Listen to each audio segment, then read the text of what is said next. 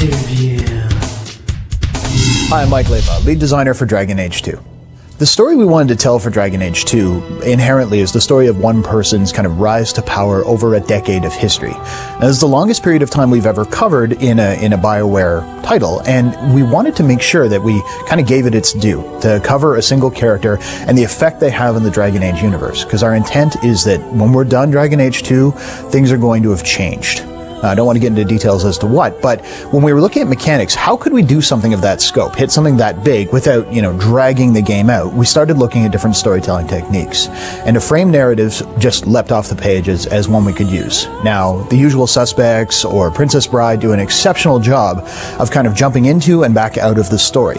So our thought was, if we had characters in the future, characters who already knew that you were one of those key characters, you were at this event that would change things across the face of Dragon Age, then we could have them telling your story kind of from that future perspective, which meant not only could we have them, kind of guiding us forward, getting to the most important moments in the life of man or of the man or woman who changed the world, but also they could react to the choices you were making, which is really key because it does keep the game more reactive than I think any other game we've ever done.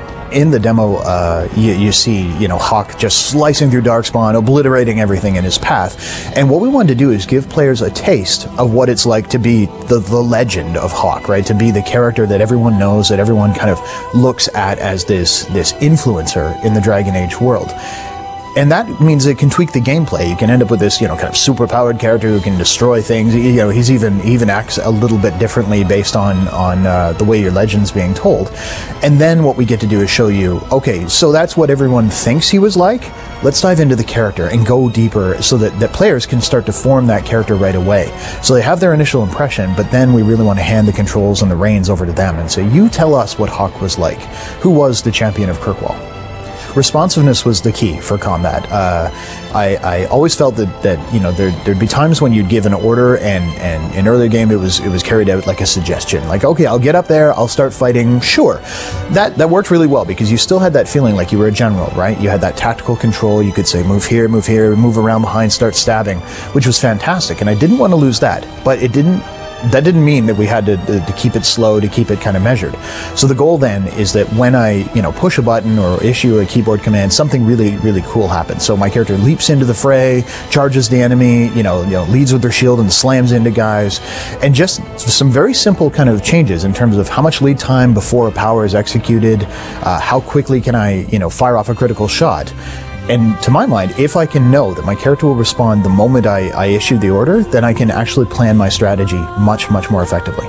I think people that have played Origins will come into Dragon Age 2 feeling like, okay, cool, I know a lot of the secrets here. There's a lot of elements, even in the stuff we saw today, which is right near the beginning of the game, that hints at events, characters, Flemeth showing up. All those things I think are really rewarding to Origins players. And once we bring elements of their world in, they're going to see the reactions and impact that their character had on the world. So I think they'll find it very fulfilling because, the one thing we didn't want to change any part of, because it was loved, was the lore and the characters and that interaction. So I think Origins players will find themselves right at home. Certainly it's a new story, it's a new hero, but I think that they'll really, really dig the elements that they can find that are of the familiar.